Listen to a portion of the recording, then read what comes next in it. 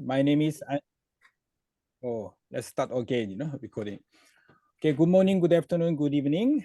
Welcome to the webinar number 1 by IYTC, International Youth Training Center. A topic of the number 1 is Laudato Deum, as you know. And my name is Anselmo Lee. I'm the regional coordinator of APSD, Asia Civil Society Partnership for SDG.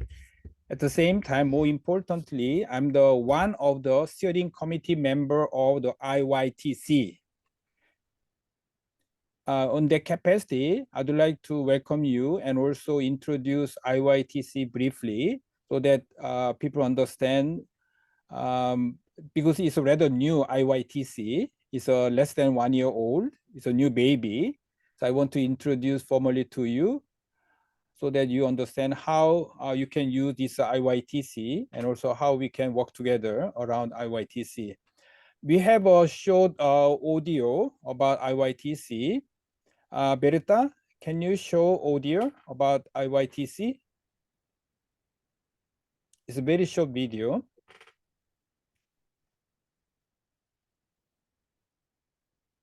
Berta?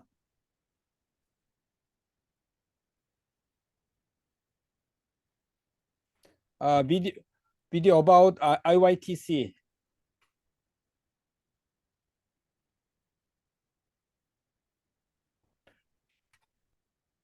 If not ready, I will present IYTC first. Just let me know when it's ready. Let me show PowerPoint. Okay, not this one. Okay, can you see the flyer, the screen? Okay, so this webinar, number 1, is organized by IYTC in partnership with IMCS, International Movement of Catholic Students, and also ICMICA, International Catholic Movement for Intellectual and Cultural Affairs, and also Pax Christi, Asia Pacific, and also Young Christian Students. So these are joint efforts by Catholic youth and also social movement interested in the social ecological justice. So IYTC, another name is a Laudato Si Center, and also another nickname is a Tamarind Village. Tamarind, I'm sure those who are Southeast Asia, you all know about tamarind, right? It's a sweet and sour fruit. But this is a new for those who are living in South Korea, So this is a Tamarind Village in Chiang Mai in Thailand.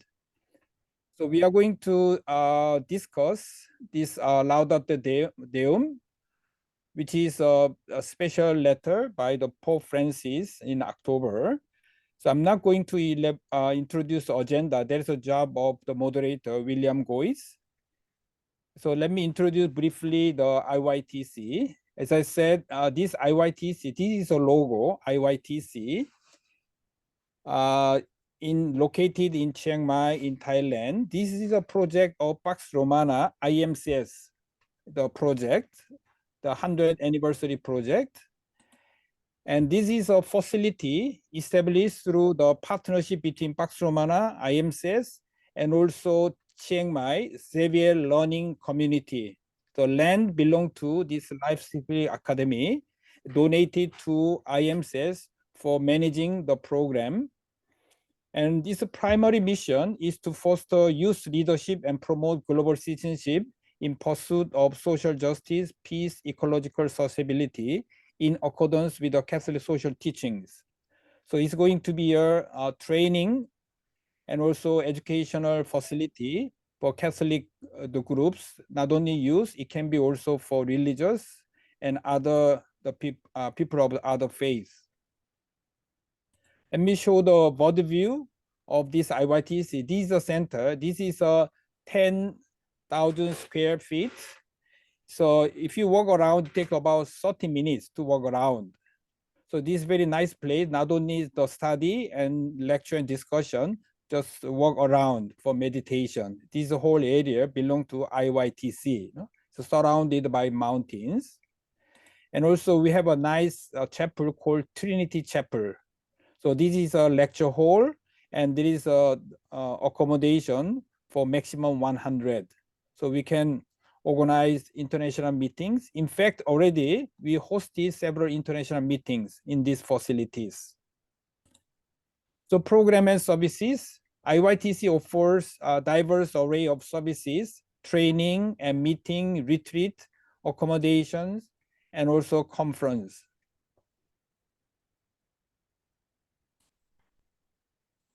And this IYTC is coordinated by two persons, William Nogrek and also Berta Samponu. They are the IMCS Asia Pacific coordinator. They are also managing this IYTC, also with the support from 5 steering committee members, Father Jojo and myself, and Adrian from Malaysia, and Anne from Thailand, and William Goi, who is a moderator of today. So they are all former IMCS Asia Pacific members or chaplain. So this is a short introduction about IYTC. The best way to understand IYTC is to visit physically. So you are all welcome to visit IYTC Chiang Mai. So you can stay one day, even you can stay 1 month. So you can have a 1 month retreat, self-organized or as a group. So you are most welcome. So this is a short introduction to IYTC. Then now, Berta, can you show short audio about IYTC? Is it possible now?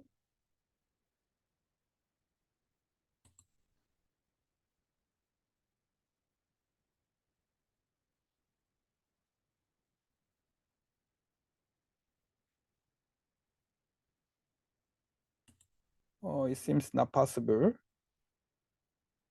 Okay, not ready. Okay, then let me invite William Gois, moderator of today's webinar. So he introduce agenda and the speakers today. William, over to you.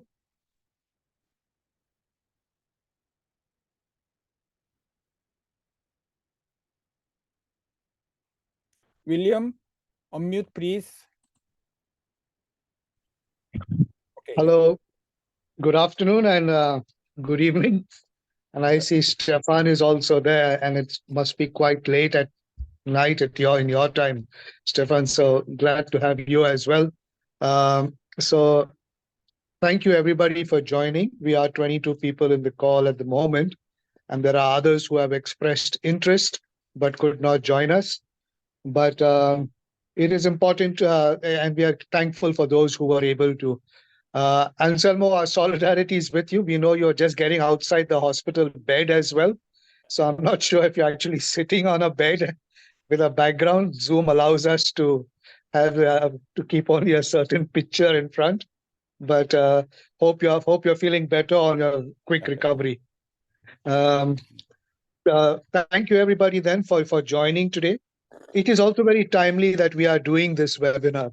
Right now, at the moment, the whole world is looking at Dubai and the news that is coming out from Dubai, where the COP28 is happening. There are some surprises, there are some hopes, and there are some real serious challenges, all coming out from Dubai at the moment. Depends on who's looking at it. If you are the representative of private sector, there's a different perspective. Representative from governments of of developed countries, there is a different perspective. Governments of countries of origin, developing countries, there's a different perspective. And civil society, within civil society as well, there is a very different perspective.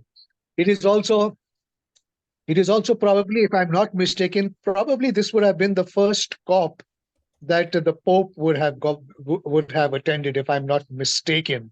But yeah, definitely Pope Francis was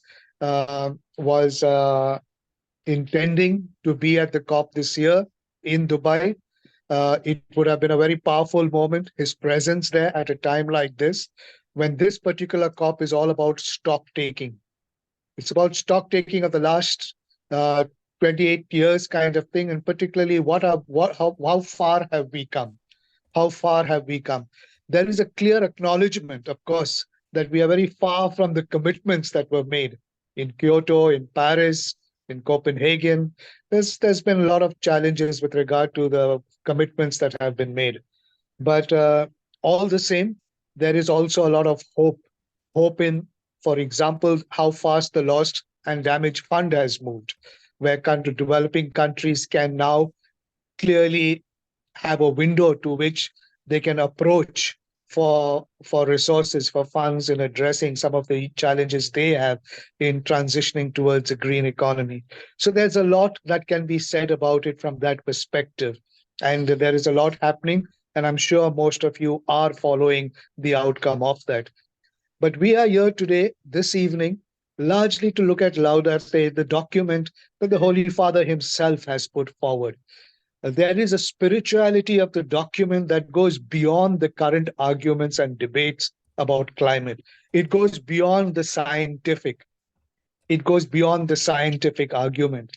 It goes to a much deeper root, and that is this whole spirituality to which we subscribe. Whatever race, whatever philosophy we want to adhere to, the document itself of the Holy Father is one that allows us to understand at a much, much deeper and spiritual level the connectivity among all of us and nature and the world we live in, and the need for us to be more responsive, to be more responsive in not only in our actions but even in our words and what we do, but also in how we approach nature itself. There is a newness to this document, a newness to this spirituality, which is very relevant to the present times. It's very relevant to young people today as well. People who might not belong to any community as such, church community as such, religious community as such, spiritual movement even as such, but might be on their own individual journeys, seeking wisdom, seeking enlightenment kind of thing. And this document comes at the heart of it at a time like this, a document that gives us a sense of our own being in the world and how we should carry out that presence. So we're very grateful today. We have a very esteemed panel plus speakers who will kick this off.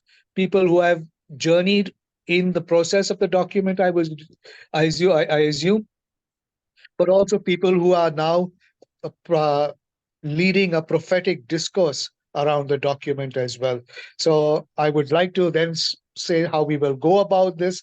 Thank Anselmo for introducing us to the IYCT, which will be one forum that will continuously bring us together within the Catholic social movements, together to deliberate on some of this and how we walk together in giving witness to our faith as we move along. But to start off with, we will start with two of our speakers and then follow that with a panelist, and then hopefully there will still be time for other reflections or questions that people might have. So to start off with, I think we have two. We have first a video by Jacqui Remond from Remond from the Australian Catholic University, and she has for us a video that she will play, in which again her message, her insights on the document. And then we have Father Jojo Fung, who I'm not sure if he will be able to join us. He said he would try, but he is currently in the field with the students in some activity. But we do have his PowerPoint presentation. We can see how we will be able to use it. Maybe through slides, and Anselmo will work the slides through with us. But let me not waste any more time then, and let's try and go straight to the let's try and go to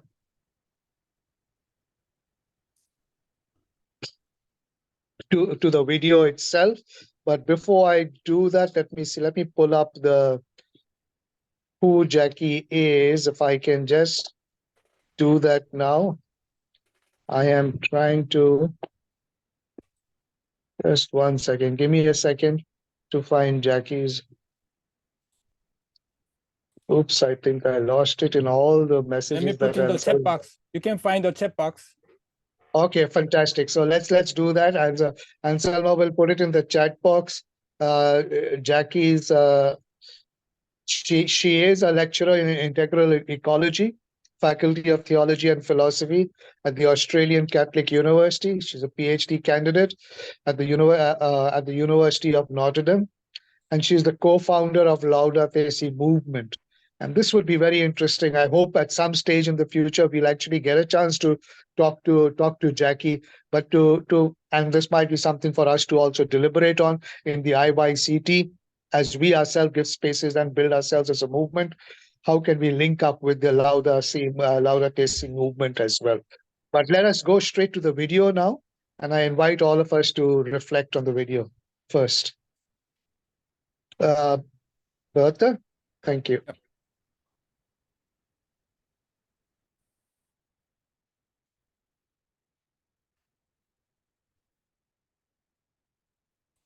Greetings, everyone. My name's Jacqui Remond, and I'm delighted to be with you for this Laudato Deum event.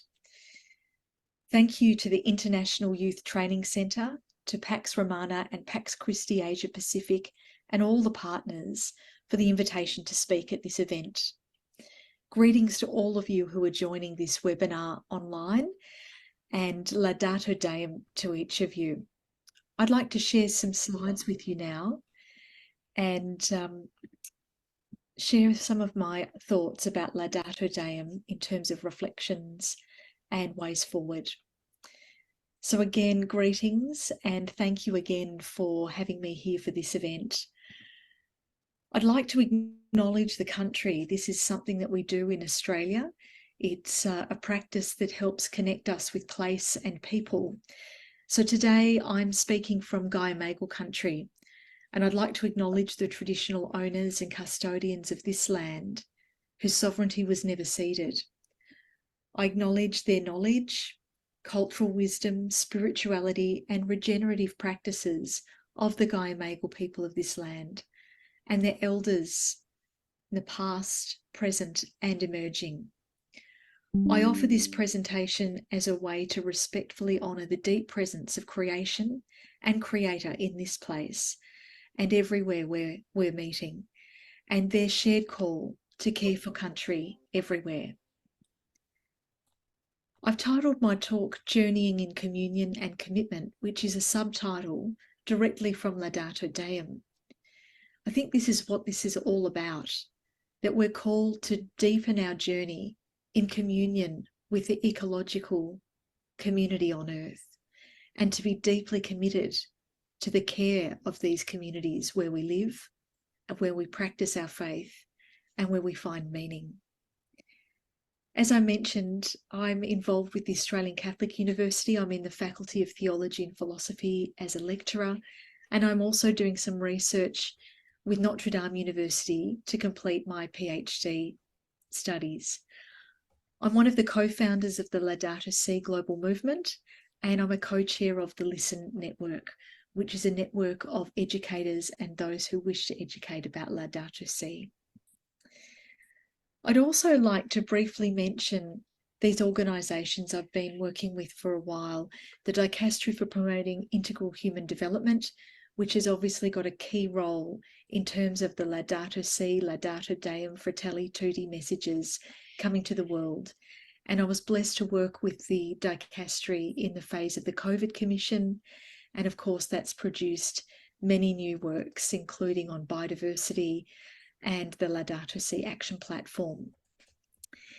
I also want to mention the Laudato Si movement because it serves the Church and Catholic organisations around the world, inspiring them to mobilise the whole community to care for our common home and to work towards achieving climate and ecological justice. So I want to share with you some messages that come to me from Laudato Deum at this time where COP28 is currently taking place in Dubai. And we pray that it might be a turning point for the future of creation and all who live on this planet now and in the future. There are many ways to begin a reflection on Laudato Deum. So I'd like to start with St. Francis of Assisi. As you know, St. Francis composed the Canticle of the Sun, also known as the Canticle of the Creatures. And this was during a time of decline in St. Francis's personal end-of-life health and a decline in his world and the Church. The Canticle was written in the year 1224, which means that next year, the year 2224, we'll be celebrating and marking 800 years since the Canticle. St. Francis's life, of course, inspired the encyclical Laudato Si, meaning praise be, and Pope Francis's new exhortation draws deep inspiration from St. Francis for these times in a new epoch, the Anthropocene. It's a time of Kairos. This Kairos time is calling us to open our minds, our hearts, and to open our will to find new and creative responses to the great multifaceted crises we're facing today. So I might just pause to ask a couple of questions as we begin this journey. When, how, and where are we currently praising God for the gifts of creation? Laudato Deum means praise God. So how are we doing this today? Where are we doing this today? And when? How often? How often as a community and as people do we praise God and speak the words of praise for creation on our lips and in our hearts? The title Laudato Deum invites us to put into practice and increasingly every day our own praise of God's profound gifts that we are blessed to connect with on this beautiful blue planet within our common home. Like Laudato Si, this exhortation is again addressed to all people of goodwill, and it comes in a time of deep rupture with wars, multifaceted polarization, and boundary crossings of our essential spheres, the biosphere, hydrosphere, geopolitical sphere, and the atmosphere. It is clearly aimed at providing impetus for the meeting taking place this week at COP28 in Dubai, calling for immediate, urgent, and long-term change. I'd like to draw your attention to 5 themes that I've noticed in Laudato Deum that are all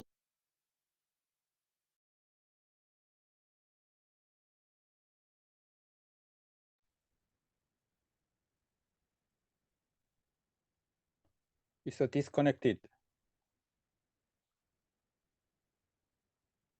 It got disconnected. The video just stopped. Maybe we'll try to.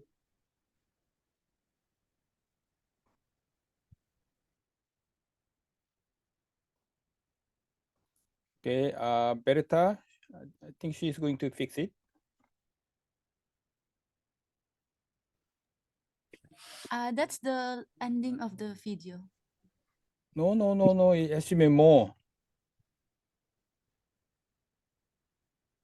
Yeah, I don't think it's finished. She was just beginning to explain some things. Yeah.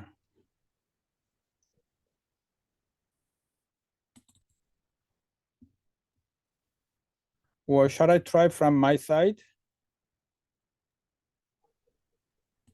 Yeah, better, Anselmo. spheres, the biosphere, hydrosphere, geopolitical sphere, and the atmosphere. It is clearly aimed at providing impetus for the meeting taking place this week at COP28 in Dubai, calling for immediate, urgent, and long-term change. I'd like to draw your attention to 5 themes that I've noticed in Laudato Deum that are all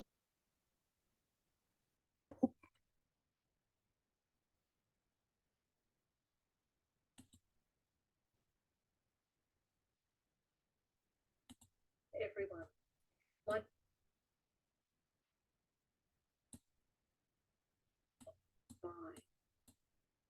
I'd like to draw your attention to 5 themes that I've noticed in Laudato Deum that are all Oh, very strange.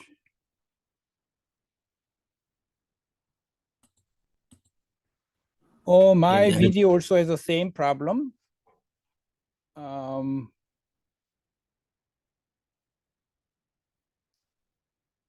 I think the first one is yours? You received this the video.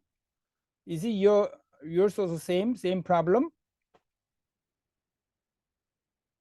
Can you check your own video? The discussant and panelists. I sent this video to you before. Could you please check whether this is the same or there's a more?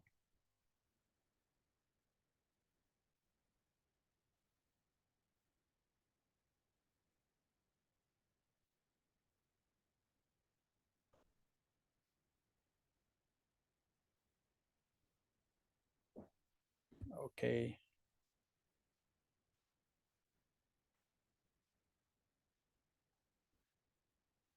Berta, can you write down where we are now?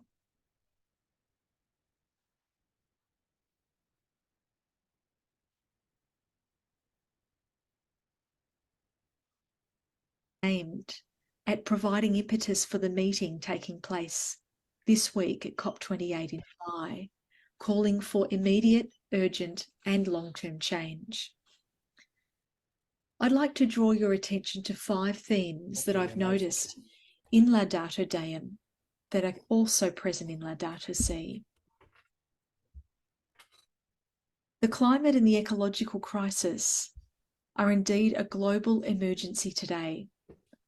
And most climate vulnerable communities, the poorest people, nations and creation are all paying the highest price, creating injustice and worsening inequalities as our ecological systems are collapsing.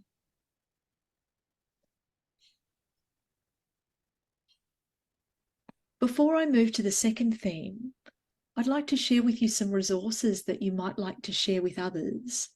There's a link here which shows a range of quotes, and all of these quotes have actually got sound and audio to share with people some of the deep messages present in Laudato Deum.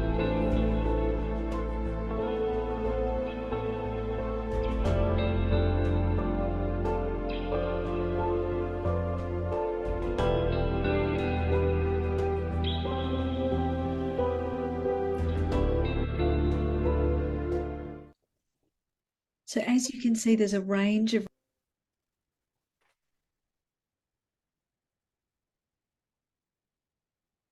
resources that are available to you to share these messages currently while COP28 is taking place. And this will be available as soon as you go to the link. I encourage you to access them. The second theme that I'd like to draw your attention to that relates to this call of seeing the common good as critical is about how we relate to one another, how we relate to creation and our creator. So this foundational theme is about interconnectedness. And Laudato Deum reminds us that we must see the dignity of the human as incomprehensible, unintelligible, not something we can understand, and certainly unsustainable without other creatures. This is important because our place on earth, in light of religious traditions and First Nations cosmo worldviews, means that we're all called to live in deep kinship, in reciprocal relation, where we are, and that we have a particular responsibility to be in healthy relationship with one another and creation, being custodians who care deeply for it. And of course, Laudato Si reminds us that this interconnectedness is calling us to a profound interior conversion. We need to re-examine our relations with the Creator, with creation, and with our brothers and sisters.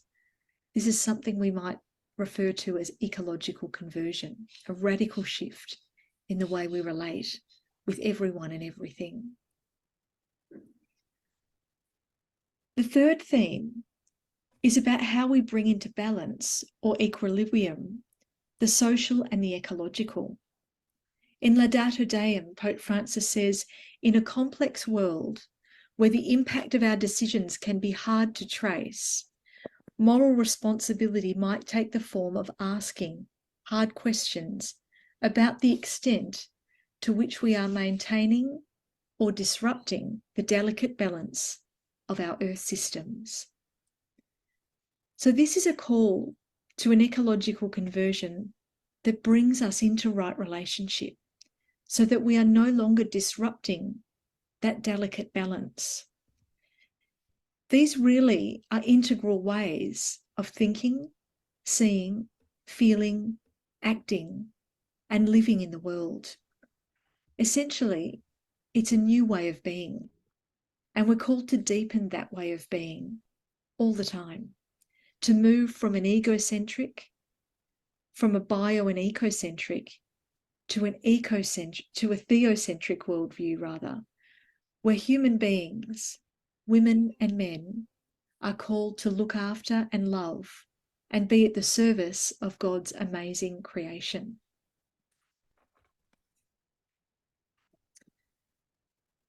The roots of the crisis are a third theme, and they are again shown to us as being two root causes.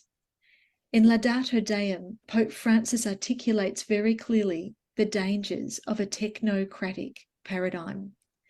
This obsession to fragment everything, to disconnect and to objectify with the intention to increase human power over all that exists, and to place ourselves at the centre of the story, which nullifies the agency, value, and purpose of creation, otherwise known as an anthropocentric worldview. Instead, Laudato Deum reminds us that we are part of nature, included in it, and thus in constant interaction or dialogue with it. We do not look at the world from without, but from deep within. At the centre of Laudato Deum are some really important questions worthy of our reflection, and they have to do with meaning. So the first one Pope Francis invites us to reflect on is, what is the meaning of my life? And what is the meaning of my time on earth? Why am I here? Why are you here? Why are we here?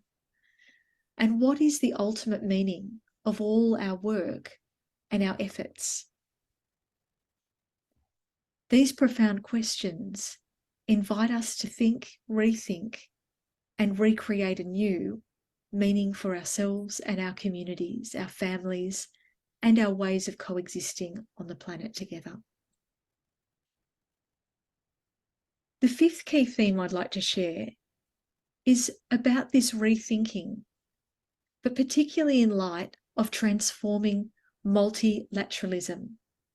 Because for all that we do as individuals, as families, as communities, it's essential that our leaders today, at COP28 right now and beyond this time, are able to change the dynamics of power that are being exerted, so they're no longer just representing national or self-interests, and that it's no longer functioning from an elite with excessive power, that it moves towards being a wave, a power from below, Pope Francis says.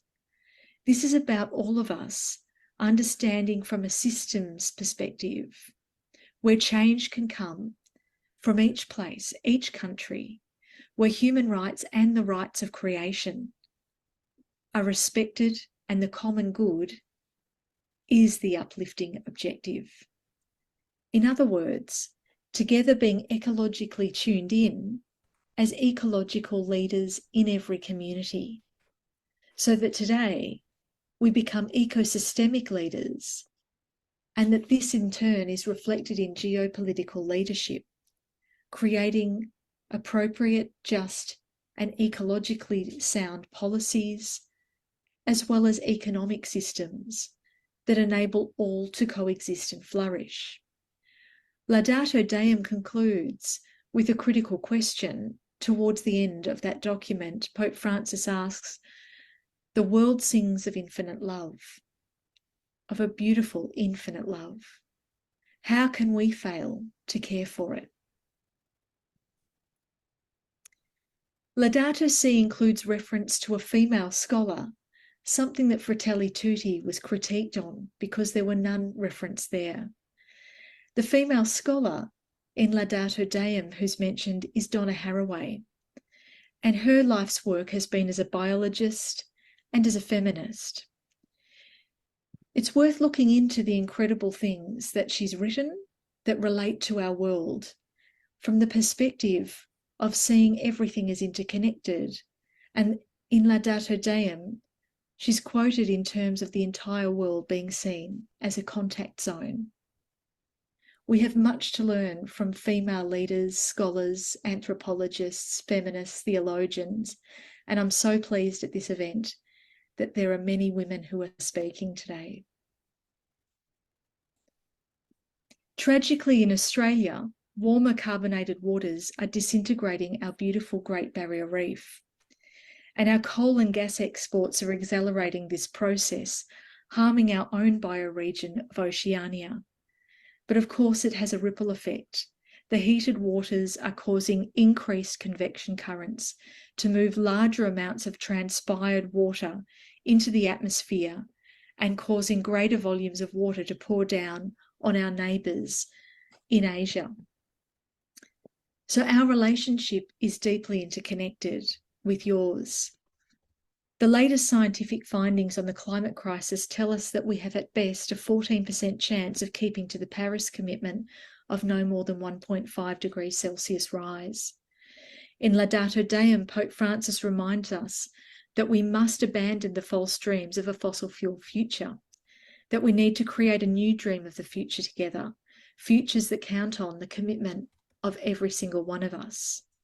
We must remind ourselves that delays are increasingly deadly and reconfigure our social human structures to balance with Earth's ecosystems. Laudato Si and Laudato Deum, praise be and praise God, call us to action. Action we can take today includes sharing the messages of Laudato Deum with others, as I mentioned, through the links and in many other ways that you're able to. But also, you might like to, if you haven't already, consider supporting the Interfaith Letter calling for a fossil fuel non-proliferation treaty.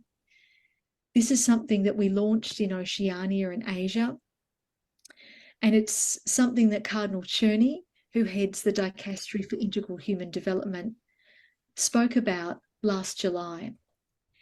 This treaty is an initiative being led by the Vanuatu and Tuvalu governing leaders, calling everybody to stand in solidarity with them and to say no to fossil fuel exploitation, no to fossil fuel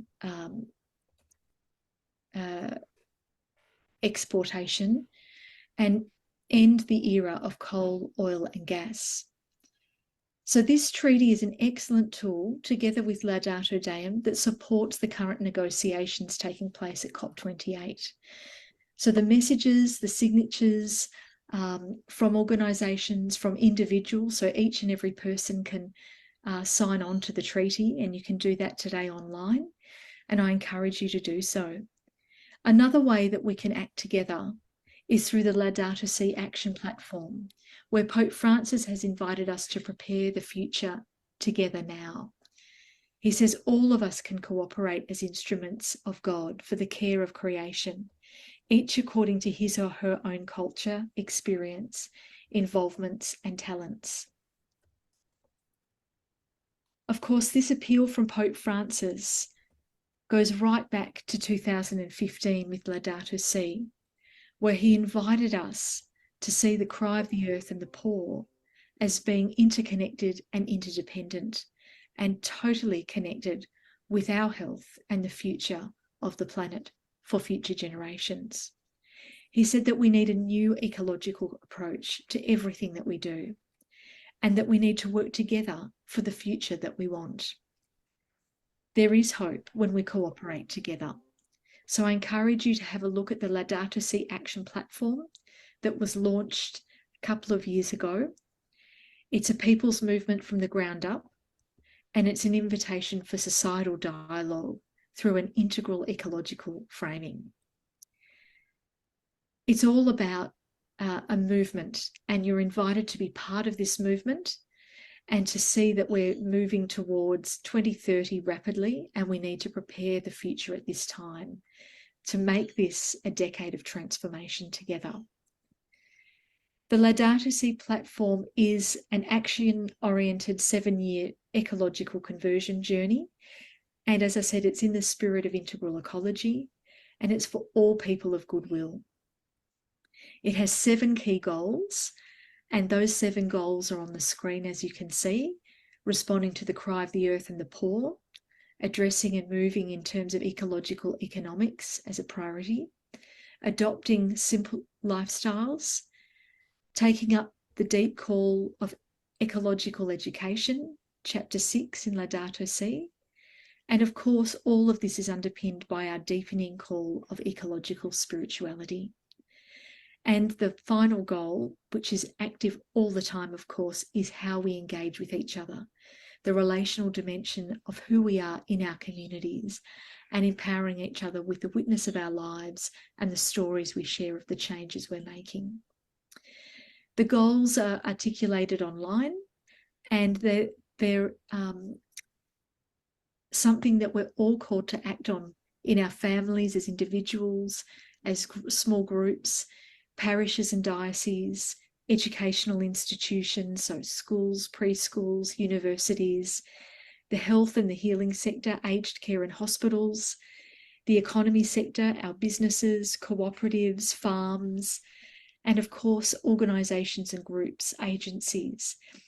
And the leading lights, of course, have been religious orders, who were the first ones to respond to the platform, but everyone is now taking up this call across all 7 sectors, and I encourage you to do the same.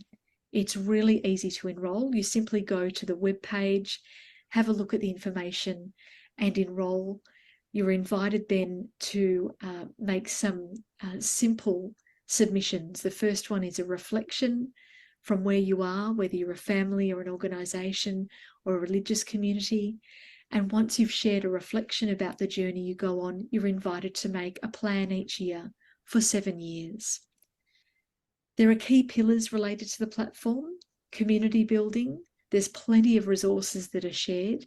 And of course, your plans that you're welcome to make public for others to see how you're going with what you think you'll do in the next 12 months. All these elements are intertwined.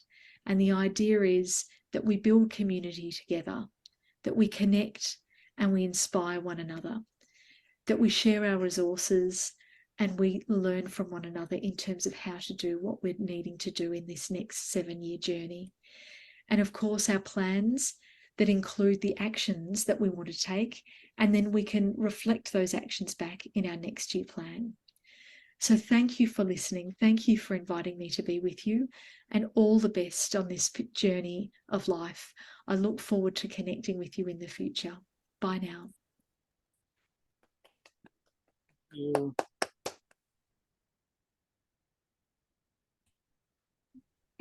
Thank you. That was a very not only enlightening but very powerful presentation for us to reflect on, and the call that has been made.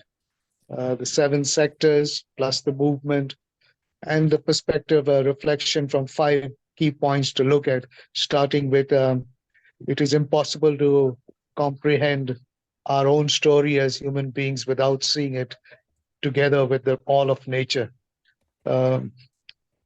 Something to continue to reflect on, and it would be good to keep this video as part of our ongoing reflections. It has a very powerful call for our own action as well, and we might want to see how we want to connect with that. But let me move on then now to Jojo and see what Jojo has prepared for us. I think a set of PowerPoints, I think, and Salma will take us through those PowerPoints as the assistant theologian to Jojo. Not theologian. Okay, can you all hear from me? Can you hear clearly from me? Yes, Yeah. yes.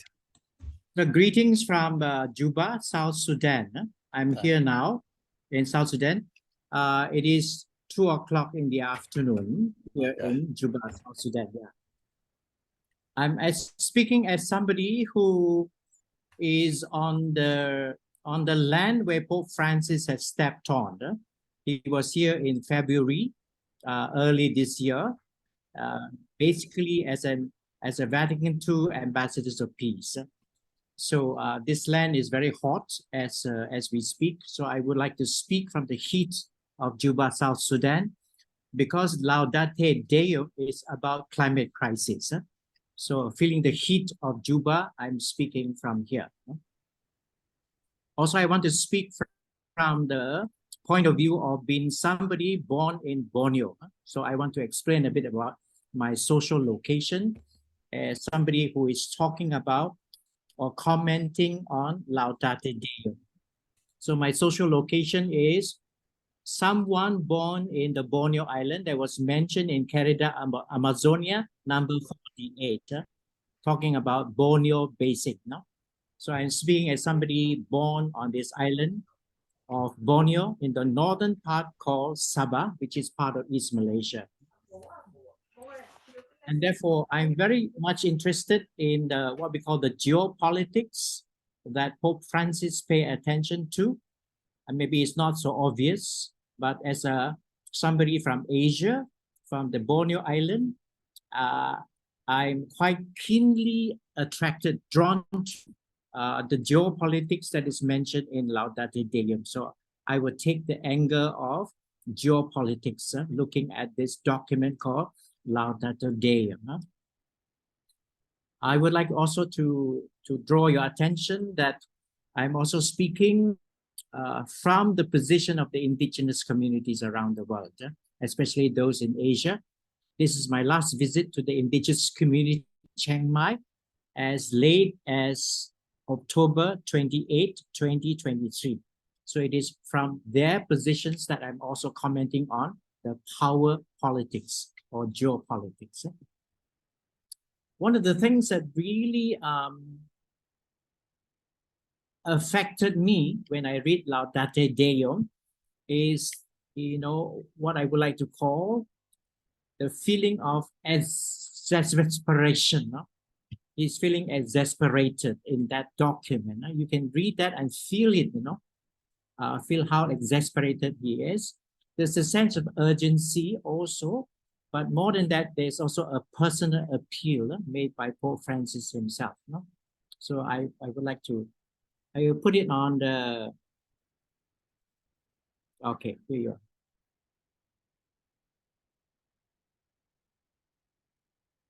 Now, where do we get this sense of exasperation? No? If you read what he wrote in number 2, then you get the sense.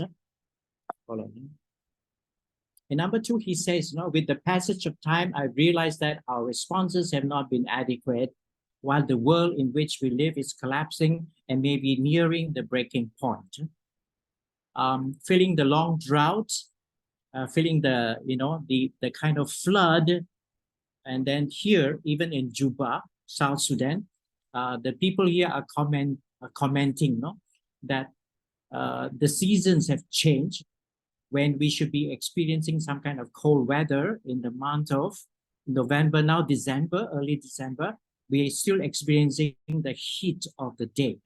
So I think, from the heat of Juba, South Sudan, I really, feel with the Pope in terms of we are really approaching the breaking point if we don't do something about it. I think we need to qualify what he meant when he said, he's exasperated.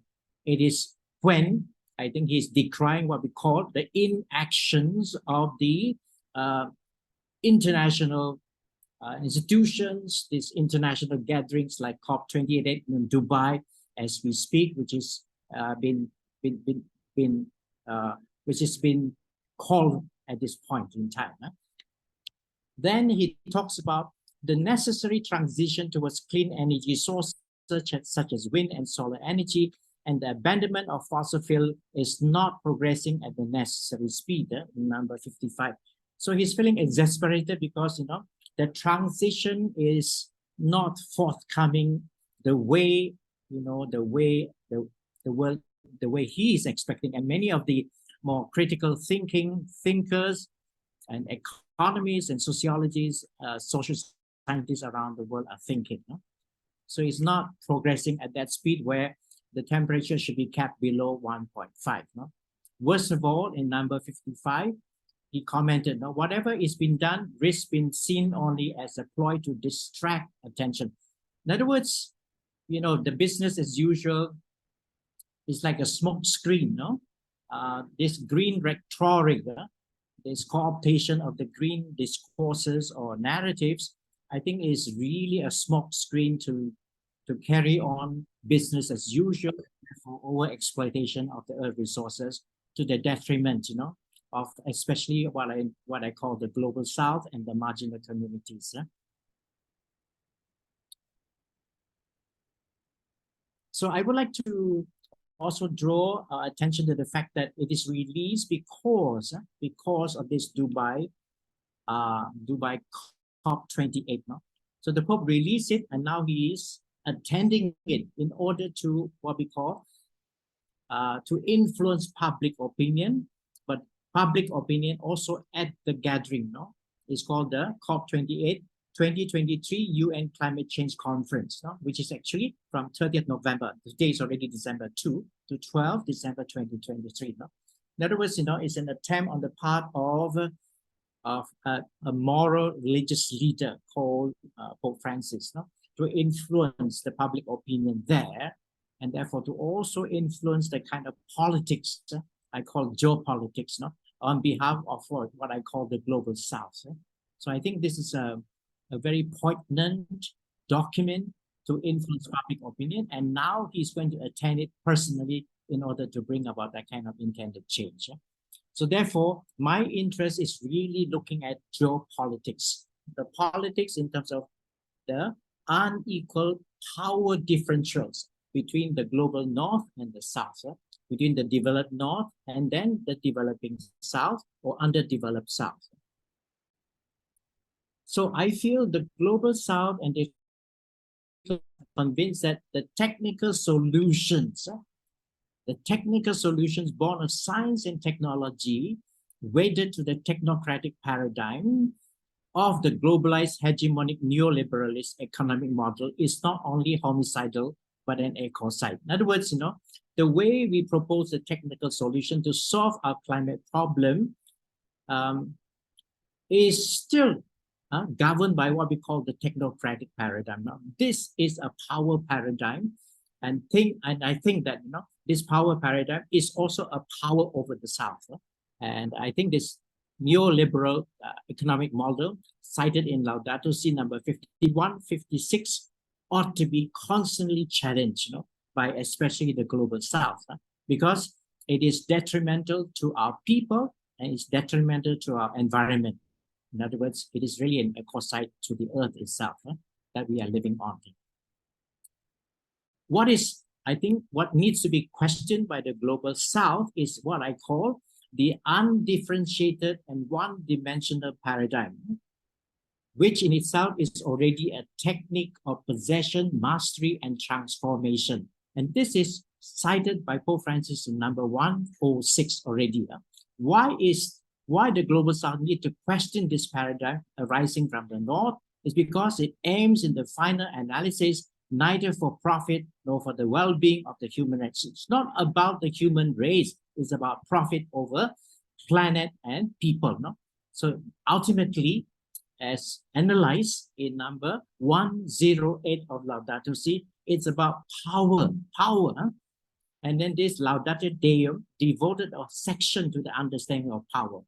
Power as its motive, a lordship over all.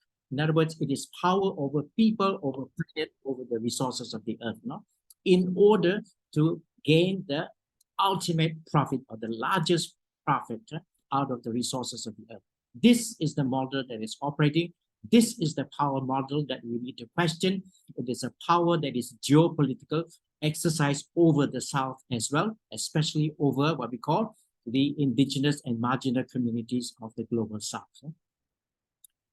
So we need to take note of a growing concern that such anti-oikos, it is an anti-earth, no? Anti-common home. No? It is really a totalitarian use of power cited in Laudato Deum number 24 to 28, no? Because it is totalitarian because it does not have a sound ethics, a culture, and a spirituality mentioned in number 24, no? And then it only shows up the ethical decadence of real power. That's why this is the one document that questions, no, the exercise of power especially over the global south. No? It really failed to set limits, ethical criteria, and norms for clear-minded self-restraints. You know? There's no attempt to want to restrain the kind of unthinking, unethical exploitation of the resources of the earth. So for me, without ethical restraint, all short-term efforts at adaptation, not discounting some interventions and technological advances that make it possible to absorb or capture gas emissions, have proved promising, have thus far been unattainable. Yes, they are short-term solutions for short-term gains. No? It may solve the problem for now, but it does not solve the long-term problem, especially the rising temperature, leading to climate crisis, leading to the change of climate patterns, leading to longer droughts, and then even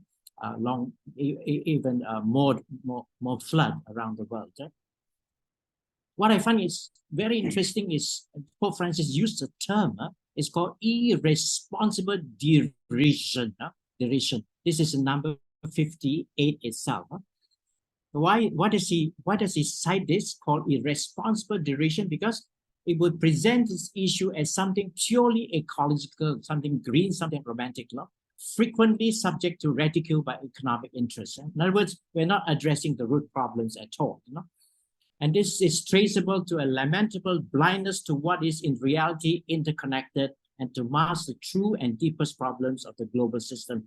In other words, there's no attempt to look at how, the global south, the problems of the global south is also connected to, the wastage, the throwaway culture of the north, that hegemonic utilitarian paradigm where profit has been priced over people and planet.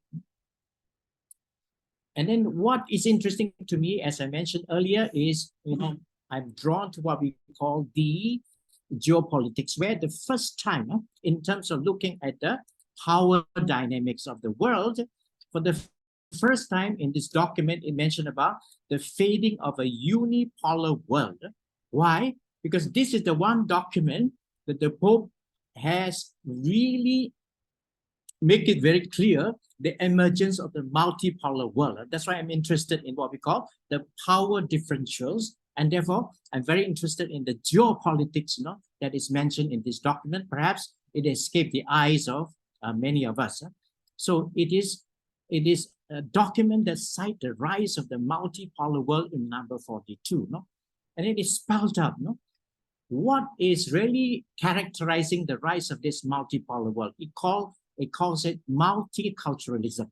Why? Because it favors spontaneous cultural interchanges, greater mutual knowledge, and processes of integration of people, which end up provoking a multilateralism from below, and not simply one determined by the elites of power. I find this very, very provoking, very challenging, at the same time, very encouraging, because I am somebody from the global south, and I feel that this arising of a new kind of power, a new kind of multicultural power arising from below, very interesting to me as a new sign of multipolar geopolitics. Then he actually talks much about multiculturalism. Multiculturalism that is not depending on changing political conditions or the interest of a certain few, and possesses a stable efficacy. In other words, it is there, it is rising, it is palpable. You can feel it. Much appreciated is the fact that this multicultural sense is actually being globalized. In other words, it's not just happening in the Borneo Island. It's not just happening in India. It's happening in Africa. It's happening in Latin America. It's even happening in Europe. It's happening in North America as well. So it is really a multiculturalism rising from below.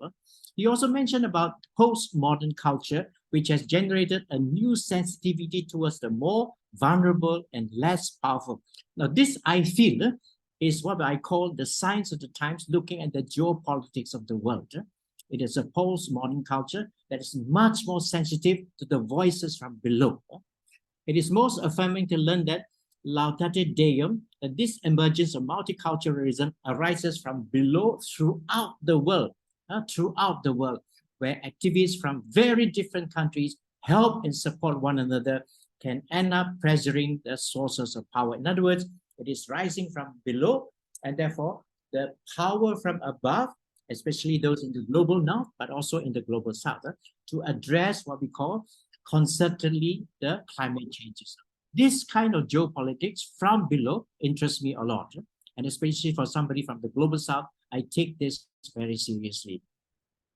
And therefore, I think this document pointed out to myself that there is a power shift, First power shift is from unipolar to a multipolar world. That's the first power shift.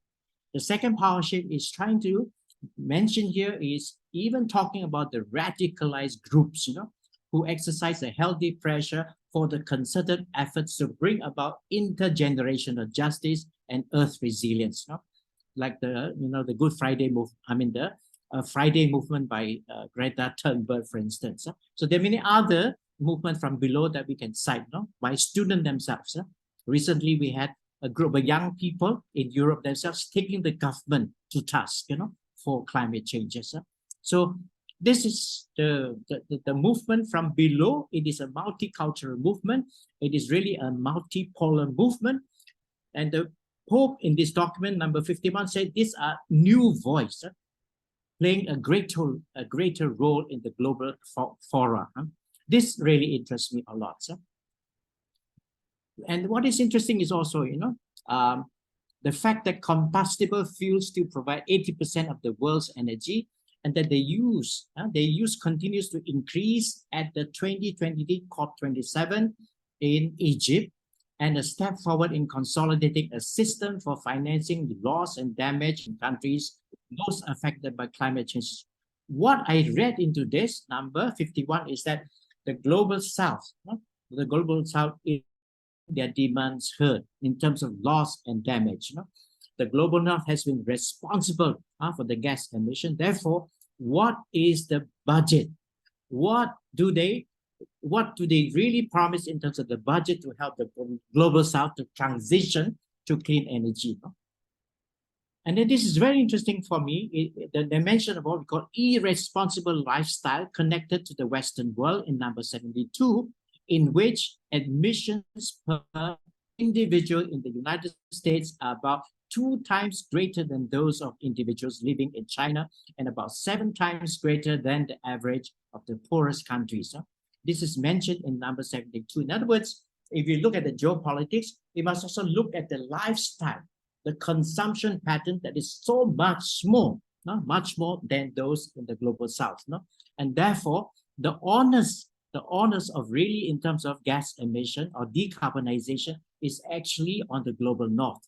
And this, I think, in the Dubai COP28, the global south must be that voices from below to really demand greater responsibility on the part of the global north in terms of climate justice, climate resilience, also in terms of intergenerational justice. So a new multiculturalism, there must be space for conversation, consultation, arbitration, conflict resolution, and supervision. So this, I think, is very, very interesting. It also talks about a rogue meritocracy, that can easily become a screen that further consolidates the privilege of a few with greater power. And then I think we must really, really listen to this multipolar, multicultural voices for global safeguarding. I think the South is saying that the global North also must take moral responsibility over the carbonization of the atmosphere, carbonization of the earth.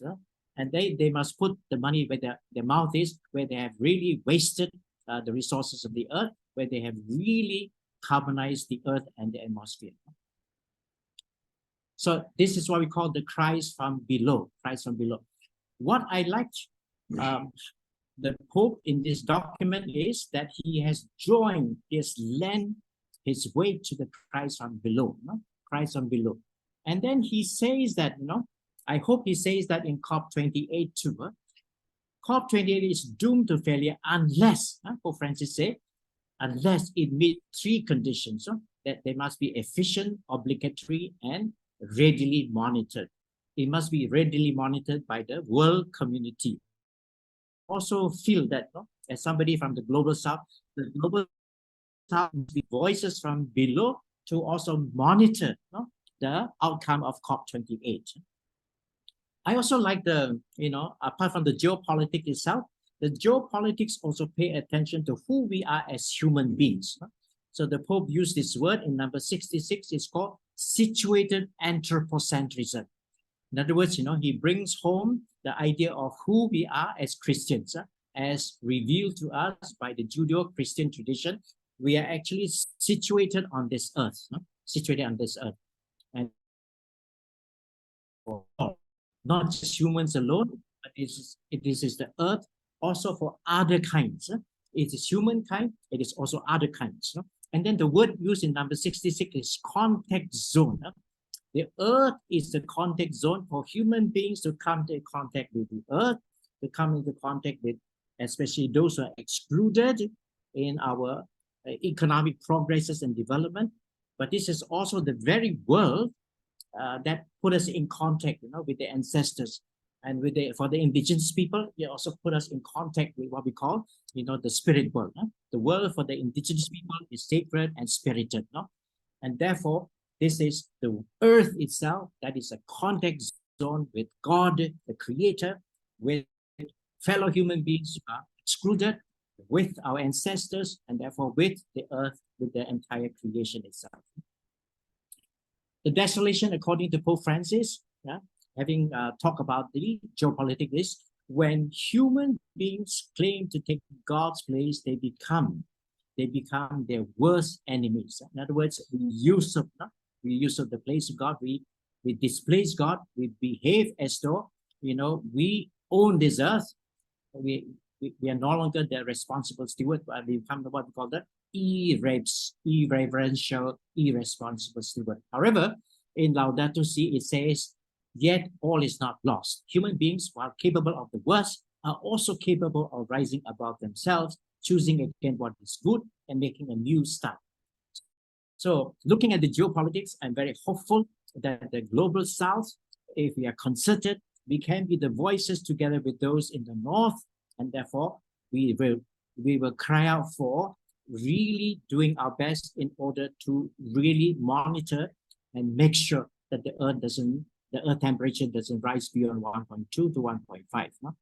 So therefore, we need each other in order to have a good life through right relationship with God, with neighbor, with the poor, and with the earth. So for me, the consolation is do what we can.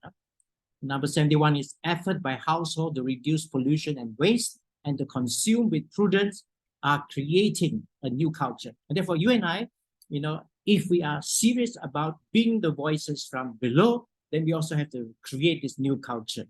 The mere fact that personal, family, and community habits are changing is contributing to greater concern about the unfulfilled responsibilities of the political sectors and indignation at the lack of interest shown by the powerful. Yes, we need to create this new culture from below as the voices from below. Let us realize then that even though this does not immediately produce a notable effect from the quantitative standpoint, we are helping to bring about large processes of transformation rising from deep within society. In other words, the future is in our hands, is possible because we create a new culture where we are the voices from below playing a role. Thank you so much.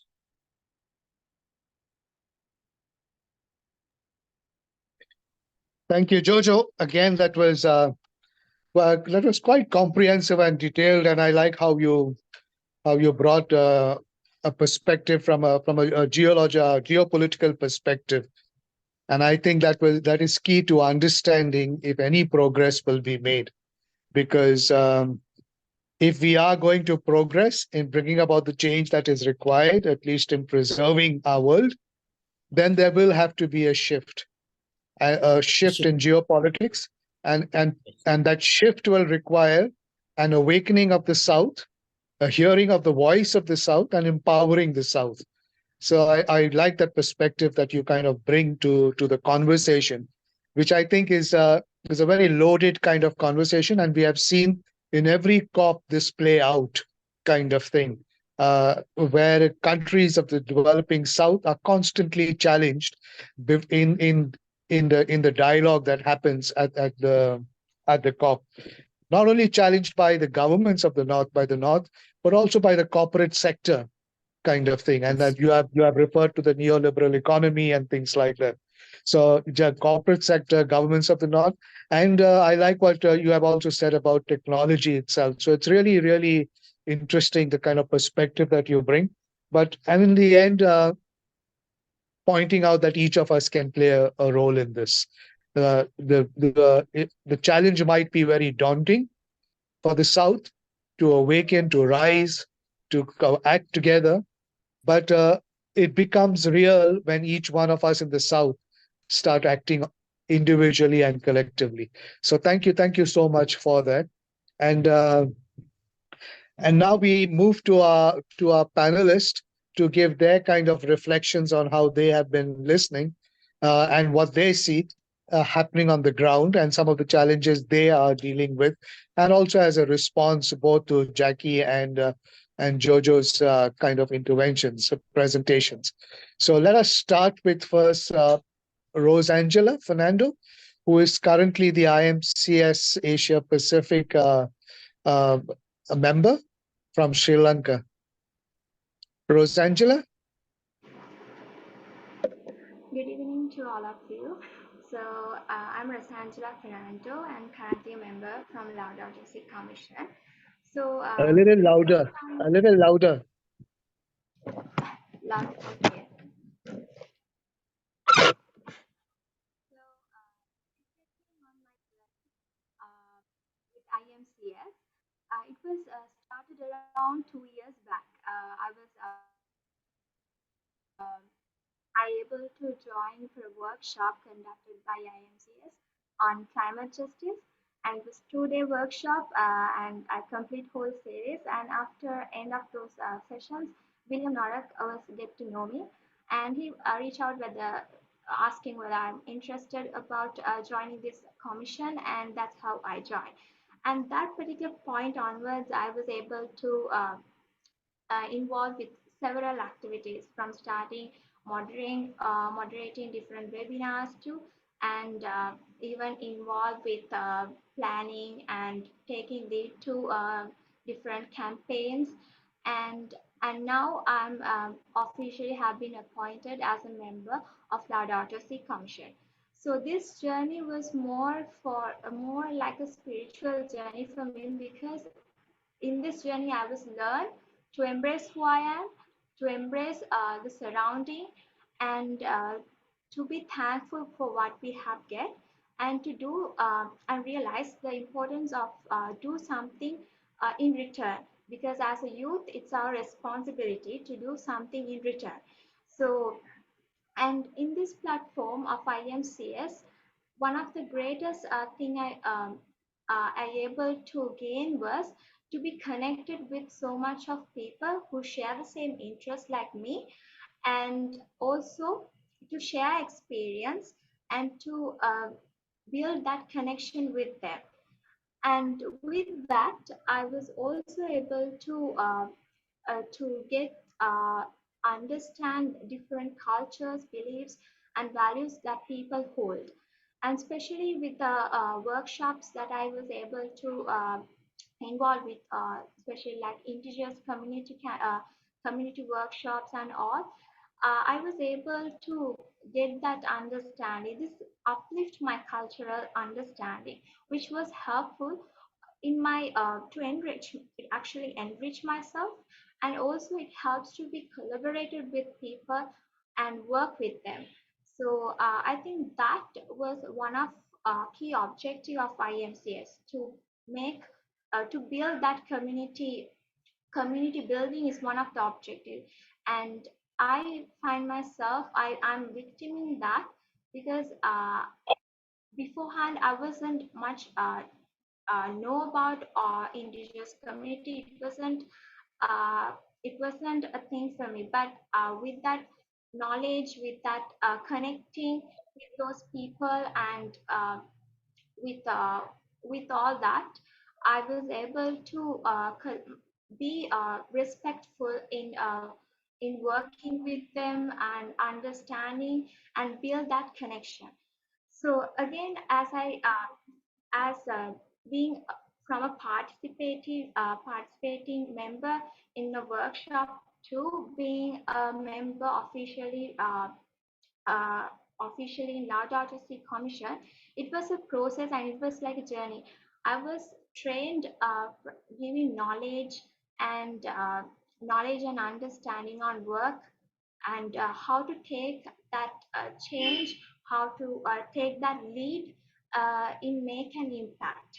So I see myself that I was able uh, to do all this stuff because the knowledge and the experience that I have taken in this 2 years period of time. So and and I'm really happy that I make that decision that 2 years back to join in with IMCS, because I know at the end of the day, in my capacity, that I'm making a social impact for the community and for the global community, because I get to talk about environment, I get to work um, work on these projects and all. So in my capacity, I'm making sure that I'm bringing a positive impact to my surrounding. And also, or from the outside, even from the outside of IMC work, I make sure that as a youth, I'm doing my responsibility. One of the thing is, like in my university, but last end towards the end of first year, there is a CDP project, which is means a community development project. So I was suggested that project. The project it is better to do something for environment. So that influential thinking, I believe it came from IMCS. So and that is the social impact being enrolled. I'm trying to make all the time for the community, and that is a benefit that I gained, because at the end of the day, I know that I'm doing something, and which really helps me and it really makes me happy. So, so why youth is important for Laudato Deum?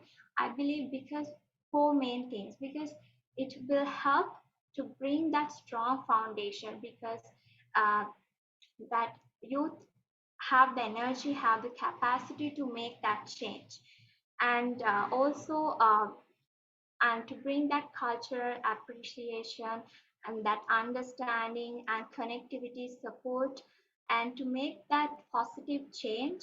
uh, I think youth is important, involvement is important. I'm victim myself that how much of change, how much of things I was able to do from my side, from in my capacity.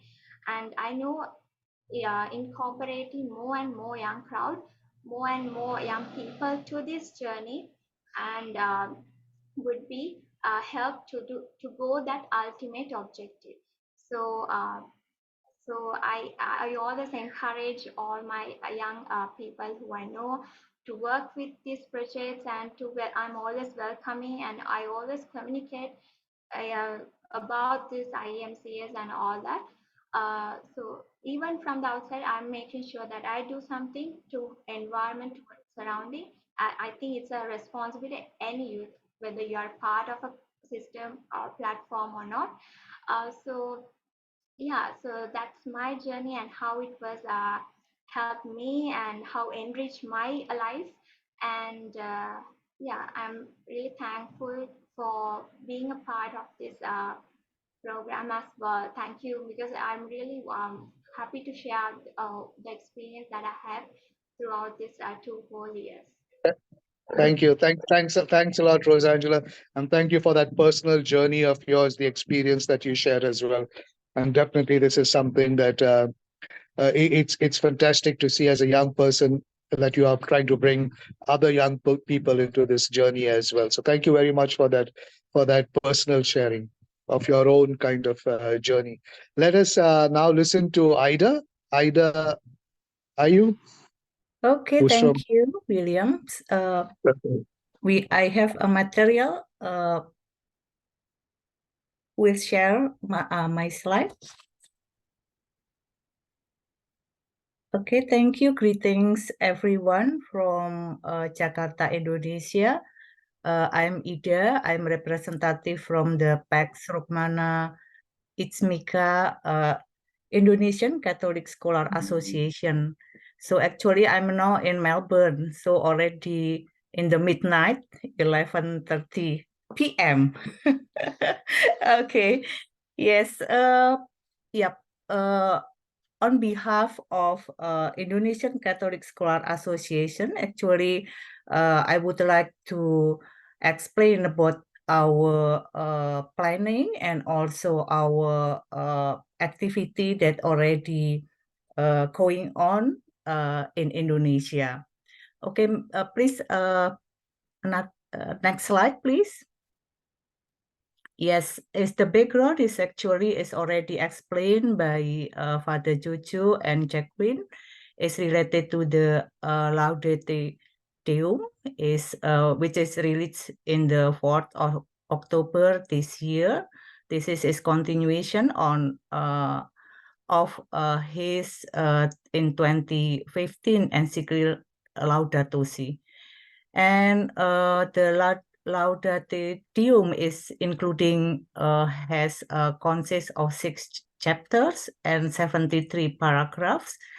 And then, as mentioned by Father Jojo clearly, the chapter 1 deal with the global climate crisis, and the chapter 2 is related to the growing of the technocratic paradigm. And the chapter 3 is deal with the weakness of international politics. Clearly mentioned by Father Jojo is related to the geopolitics. That for the chapter 4, that is related to the climate conference, progress and the values. And the chapter 5, that is related to the what to expect, is related to the COP28 currently in Dubai is going on in this week. And then the last chapter is related to the spiritual motivation. Next slide, please. Yep. I would like to explain related to the Indonesian Catholic Scholar Association. This organization is established in the 1958. And as we know that Indonesia is a big country with the number 4 population in the world. We have 270 million people in Indonesia. And Indonesia also consists 38 provinces. And this Indonesian Catholic Scholar Association, we have a regional representative in Indonesia, which is coverage in the 24 provinces in Indonesia. Is including Borneo, yeah, that is 5 provinces. We have representative in the regional. And the abbreviation is ISKA. That is the abbreviation from Indonesian Catholic Scholar Association. So related to the Laudate Deum, ISKA has not officially issued yet the statement related to the Laudate Deum. However, the church, especially the cardinal, is aware that the global climate crisis must be handled seriously due to the impact to the future generation. But actually, we have implementing the Laudato Si since 2015 in Indonesia. So ISKA has the theme equality. To the impact of the climate change, we understand that the impact of the climate change are indiscriminated. So anyone will be affected. And ISKA, together with the church, is actually since the launching of the Laudato Si has several activities. This is related to the how we can implement in the community for the environmental rehabilitation. Our action is such as the tree planting, reduce waste, and reduce emission. And also we are doing also for the education and also the socialization of the problem of the climate change. And for the Laudato Deum itself, ISKA has a action plan. We have 3 points for the action plan. The first one is actually we would like to have the education program on a big problem of the climate change and the impact to us. So we do hope that we can give education and socialization to the community all over Indonesia through our regional or the representative ISKA in Indonesia. And then the second action plan, we also look for the solution through the ideas and the technology development, especially, yes, because this ISKA is Indonesian Catholic Scholar Association. We believe that we can contribute from our expertise and experience how we can give the solution through, especially for the technology development. And the number third is we would like also to ask every individual, no matter how small, we have to have action for the environmental rehabilitation and also how we can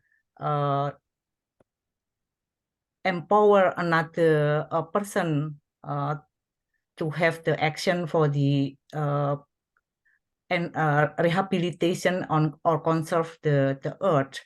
And also we really hope that we can have the cooperation with the other stakeholders to implement our action plans. And the last thing is actually the government of Indonesia has also serious issued many policy such as the committed to reduce greenhouse gas emission in 2030 is around 29%. And just a weeks ago, Indonesia also released its plan for, we call it the Energy Transition Partnership. And this is designed to facilitate the vital shift using the renewable energy. And the very important things in Indonesia, we have Ministry of Religions, and officially they already released the news related Laudato Deum in October 19. So actually the government of Indonesia also already aware with the document of the Laudato Deum. And yes, this is several from the ISKA action plan, and also we would like to continue our action in cooperation with the government of Indonesia and also with the other stakeholder, how we can contribute to implement, to reduce the emission and waste, and how we can protect our environmental. And the last thing, the last slide, please.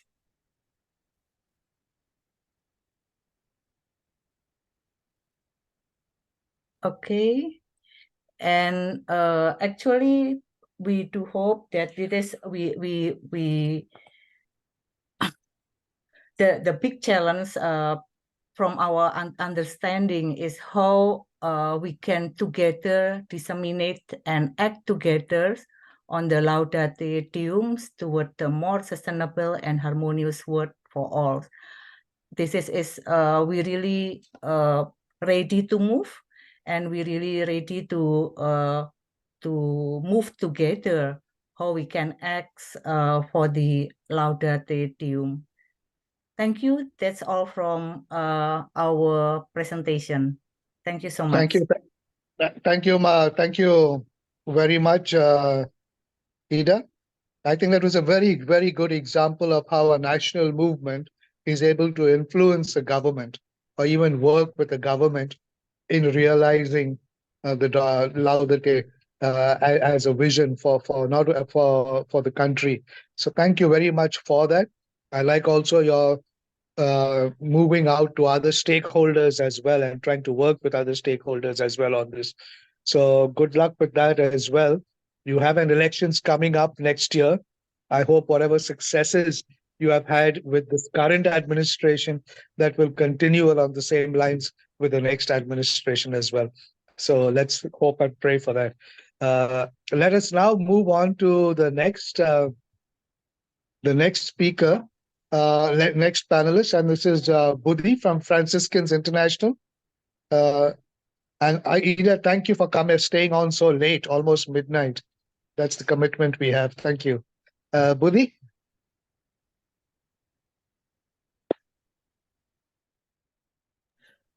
So thank you very much, William. Oops, just a sec.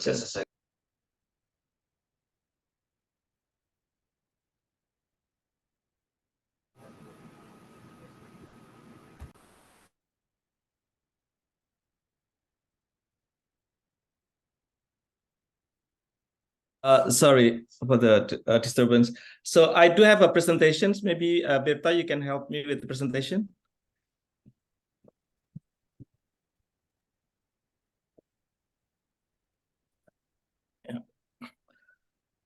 Yeah, first of all, really thank you very much for the opportunity for me to be here in this discussion. And it has been very inspiring to hear from different friends and colleagues in how we read Laudate Deum, as well as how the Laudate Deum can be really useful for us in our work and our day-to-day life.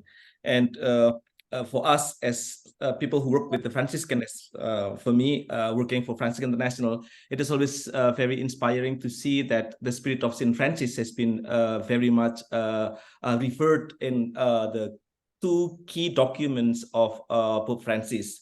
And for us, it's very important to see that St. Francis of Assisi has been very, very much prophetic, when he issued the canticles, and it was done around 800 years ago, but still it is very relevant to the situation of today. So therefore, we think that the issuance of Laudate Deum is very much in coherence with the document that Pope Francis issued in 2015 during COP21, Laudato Si. We can go to the third presentation. So I'm trying to be responding to the three questions that were given by the organizers. The first, how we situate the Laudate Deum with the Laudato Si. So I tried to look at it from the four point of view. And as I said, the first one is to re-emphasize again the message of St. Francis of Assisi regarding the fact that we have to, as a human being, as part of this nature, we have the joy to praise the creations of our Lord. all the creatures. And St. Francis, as a patron of environment, has been showing on how the importance for us to appreciate other creatures. And at the same time, St. Francis has also re-emphasized that we only have one home, and this home is our common home. So it's very important for us to take care of our common home. So it's interesting to see the message from 800 years ago was retaken again by Pope Francis in 2015, and now it's re-emphasized again in 2023. But I think the document has been very crucial, in particular this year, knowing that there's a real sense of urgency.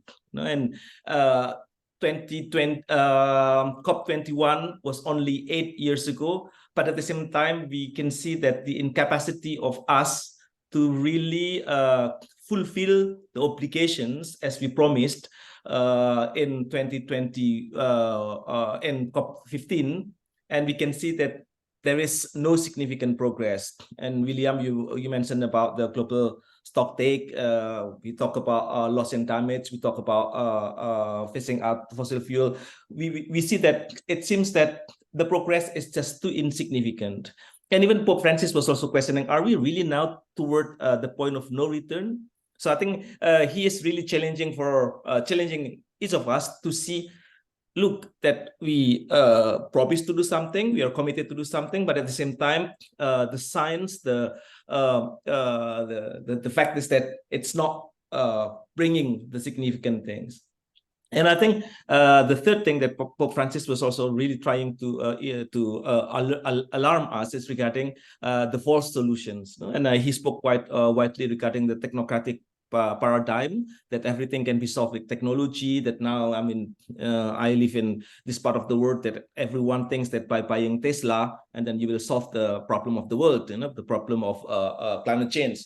So that's very, very superficial. And at the same time, as we can see as well, that the green discourse is becoming more and more present, as if that by putting everything into green policy or green solutions, while in fact the solution that has been proposed so far is the dominance of economic paradigm, the exponential economic growth as part of the solutions. And I think the fourth part that I really take from this document is on the need to put forward the accountability and responsibility. I think it was very interesting when you talk, Jojo, regarding the failure of the current multilateralism model, and Pope Francis mentioning about let's try to bring the power from below, no? And I think it's part of us as a social movement, as student movements, as civil society movements, to bring the power back from below to influence the top. And Pope Francis was also not shy to name and shame, no? Name and shame in a more global, looking at the global north and global south, but even naming a country in which, the United States, in which as a model in which the solution now is not going to address the real problem. That's my response to the first questions. And on the second questions, regarding the next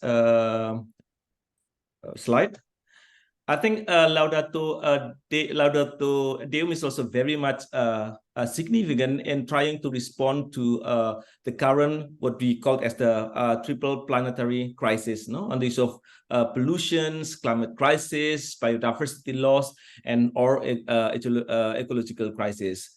And I guess in trying to address these issues, we can see in slide 5, I put 3 issues. I think it's quite important for us to really speak out and trying to address on those who are still very skeptical on the crisis that we are facing now, including within our Catholic Church, within our own community. I think it's important that we have to speak out to see that there is an urgency, there's emergency even, and we have to address it. And I was also quite interesting, as also you mentioned, Jojo, regarding the where is our place within the nature? And Pope Francis used the terminology a situated anthropocentric. It's very, very interesting. And of course, from our Franciscan perspective, it was already something that St. Francis of Assisi has mentioned several times. Although sometimes, I mean, in some of our events with the indigenous people, we have been questioned very much on this, approach, such as a situated anthropocentric, because some of the indigenous communities are completely against of this anthropocentric way of looking at the situation now. And I also appreciate when Pope Francis really putting some ethical questions that we have to put to ourselves, including what is the meaning of my time in the earth, and what is the ultimate meaning of my work, of my efforts. So I think it's very, very interesting when we do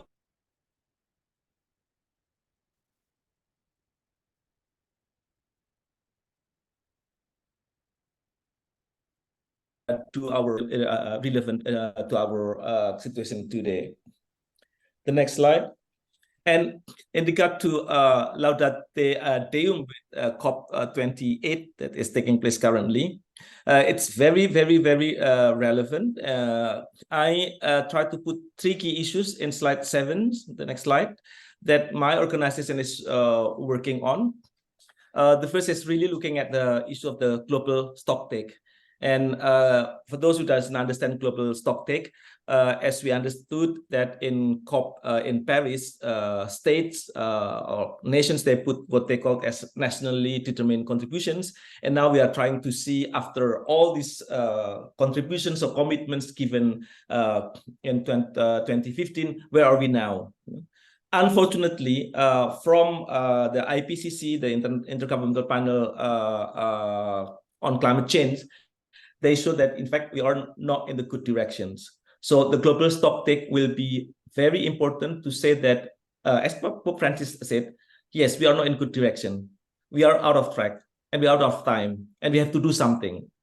So this is very important, that we need to look at this global stocktake as a wake-up call, as emergency call to our to ourselves, but also to our leaders, political leaders, that something has to be done now. And then the second issue that we are, as an organization, watching very closely is on the issue of the phase out fossil fuels. And as you remember that in COP27 last year, there was a big discussion regarding phase out or phase down. So it means that the fossil fuel is still playing a very important role. And unfortunately, there is a still huge reluctance coming from many countries in the global north, but also some countries in the global south, to really phase out from the fossil fuels. And it's very, very worrying as well, the fact that, as you might also read in the newspaper, that even now the presidency of COP28 is assumed by someone that is the CEO of an oil company. So this is a kind of slap on the face, no? When we are discussing about the phasing out of fossil fuels, but the negotiation itself is led by someone coming from the fossil fuel industry. And then for us, the last one is on the issue of loss and damage fund. And as we know that in COP28, we are supposed to really come up with a clear structure on loss and damage fund. And if I understood correctly, the conclusion was taken already, I think yesterday or the day before yesterday, because I think there is an urgency really to use this fund, especially for those who are already affected by the climate change. And it cannot wait because of the imbalance, as Father Jojo also mentioned, regarding the global north and global south, between those who contributed the most to climate change and those who contributed less to climate change, yet they are the most affected. The next slide. What can we do as a civil society group, as a church group? I put 3 also issues. First, again, is putting people and nature at the center of our advocacy. This is re-echoing again the approach of St. Francis regarding a situated anthropocentric approach. No? I think it's quite important that it's not only people that at the center, but our Mother Earth, our nature, is equally should be at the center of our work and advocacy. And the second one is the need to reclaim back our spaces. This is what Father Jojo, but also in the document Laudato Deum mentioned regarding the need to have this bottom-up multilateralism, bottom-up approach. I think we need to reclaim back that decision-making process. It's us. It's about our life. It's about our nature. It's about our community. So that's why we need to reclaim back our spaces in which now are being used and being, let's say, taken over by the decision-making process, by the companies, by the enterprises, etc. So we need to reclaim back our spaces. And last but not least, we need to share the good news. For me, for us, sharing good news means sharing that the solution is also on us, that we can do the solution as well. Jacqui mentioned regarding the conversion, Father Jojo mentioning about the transformations. And for me, for us, it's about sharing the good news that we do have the solutions, that we are part of the solutions, that we can play important role in finding the solutions. And I think by taking the responsibility also in our hands, and then we can contribute positively to the finding of the solutions. So thank you very much. Thank you, Budi, and it's nice to see you and hear you after a long time. Long time since we have met. So it's really, really great to have you. I really like, especially of how you again reminded us that it's interesting that we point out to St. Francis and the Canticle. It's 800 years of prophetic thinking. And that is what we need to recognize, kind of thing. The spirituality, this challenge that we have before us today was seen 800 years ago. 800 years ago, it was spelled out. That is the beauty of a vision. That is the beauty of faith. That is the beauty of a spirituality. I think, and for us to appreciate that we are part of that kind of a movement is thank you so much for that. But thank you also for reminding us that in this struggle, not to be happy with false solutions. And I think that is going to be important, that critical perspective that we are at this time. And like you said, where Pope Francis may be even saying, we at the point of no return kind of thing. And so it is important for us who come from student movement, from the Catholic social movement, to keep that critical perspective. We have always had that critical perspective. It is important to keep that critical perspective moving forward. So thank you very much, Budi, for those insights. Once again, very powerful. And we move now to the next speaker, Mrs. Christaline Putri from IYCS, another young student movement. Christalina? Okay, hello, William. Hello. Hello everyone. Hello everyone, I'm Christaline Putri Joeane. You can call me Italian. So I'm a representative from YCS Asia, and I will give a response to the Laudato Si. So for me, Laudato Si is a very interesting piece of apostolic advice and can enable us to see the environment around us, because there are still many of us who ignore this, and this advice makes us to open our eyes to the problems that exist around us, and can provide good solution for the good for our country. And as a young generation, I really want to give my best contribution to the climate crisis that is happening today, such as providing education to the younger generation to protect the environment. So in Indonesia, I joined the YCS Indonesia. So YCS Indonesia is a forum for Catholic students to train their basic leadership in the Catholic faith. In YCS Indonesia, we are not teach much about Laudato Si, but we are teach to look at things that exist in our environment. Not only the climate crisis, but we are teach to solve people who were poor and marginalized. Where at that time, there was an event called Live In, and in their event, we introduced to several types of poverty that existed in Indonesia. And after that, we are given the task of interviewing the poor people. And then we analyze what poverty was happening around us. And I was so touched and grateful that God still give me a beautiful life, because in out there are still many people who have more difficulties than us. And from there, I started to be moved to always share and help people others in need. So I'm so proud to join this organization, because I can see different perspective from other and can give my contribution for the world and for the God too. So I find the quote from Pope Francis. So climate change is one of the principal challenges facing society and the global community. The effect of the climate change are borne by the most vulnerable people. From this quote, we can learn that this problem is very big, and we as fellow citizens must protect the environment in our countries, so that this problem not get bigger and bigger.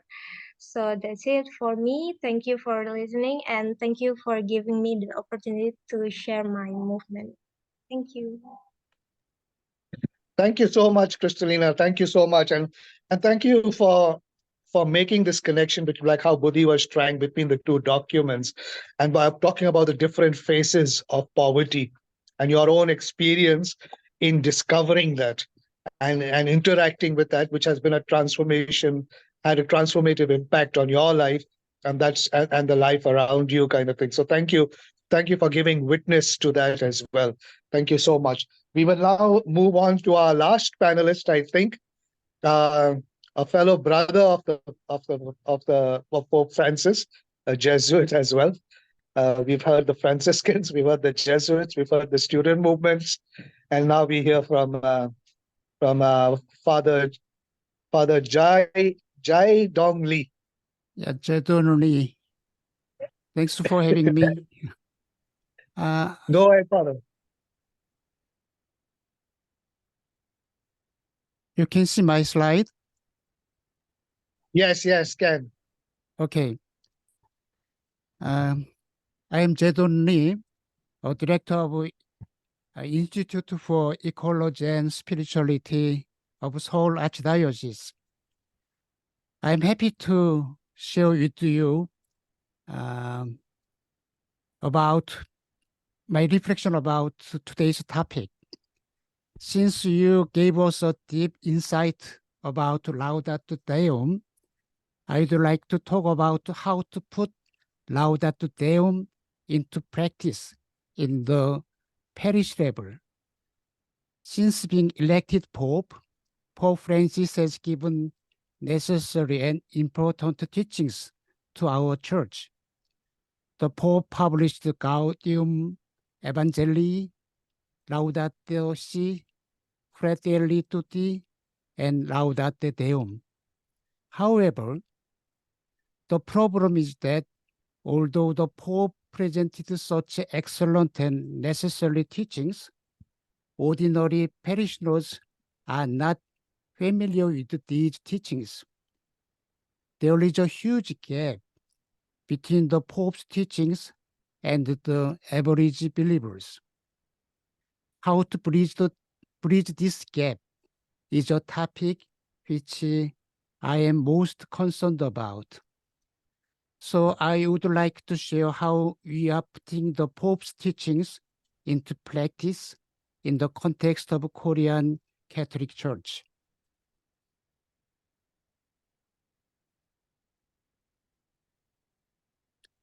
On September 1st of this year, Archbishop of Seoul, Peter Jung, issued a special pastoral letter titled, "Let us learn and practice the encyclical Laudato Si."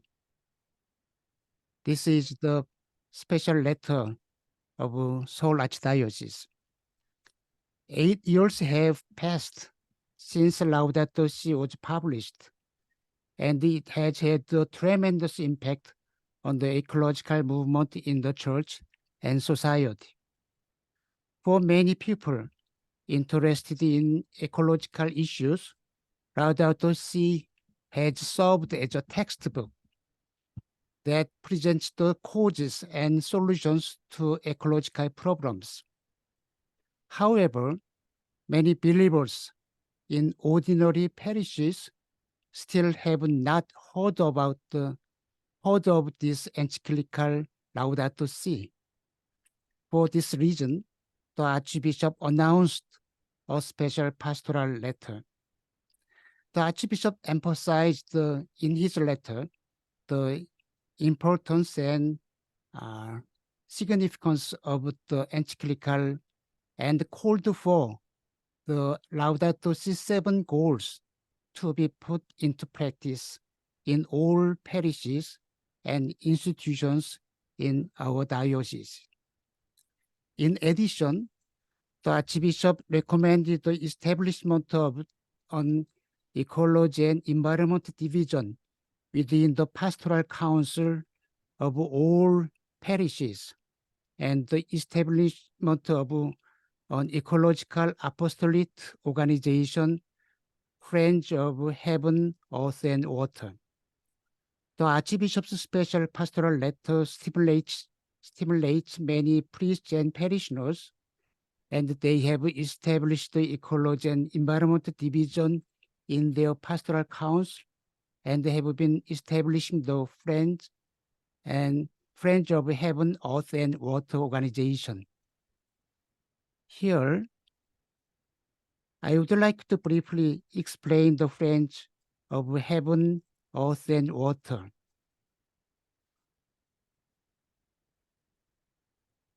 FHEW. This originally started in 1991, following Pope John Paul II's message of World Peace Day in 1990. Peace with God, the Creator, and peace with all creation. However, it was not officially recognized as an apostolic organization because of the lack of understanding and support from the Church. After the promulgation of Laudato Si in 2015, the Friends of Heaven, Earth and Water was established as an ecological apostolic organization and received the official approval from the Archdiocese. It is an apostolic organization that was founded and has been active in several dioceses and parishes since then. In order to carry out the ecological movement continuously and effectively in the Church, I think it is necessary to establish an organization in the parish level. Friends of Heaven, Earth and Water pray together and work together to put into practice the teaching of Laudato Si and the Laudate Deum. I'll show you some pictures of Friends of Heaven, Earth and Water. This is the guidebook of that organization. And this is the prayer table for the organization. When they start the meeting, they put this table. And this is a cross, and this is the Mary, Queen of all creation icon. We painted this icon, and Saint Francis. And this is the picture of 7th year anniversary mass of this organization. And this is founding mass of this organization in Jeju Diocese. You have 3 dioceses for this organization and around 50 parishes which have this organization, their parish.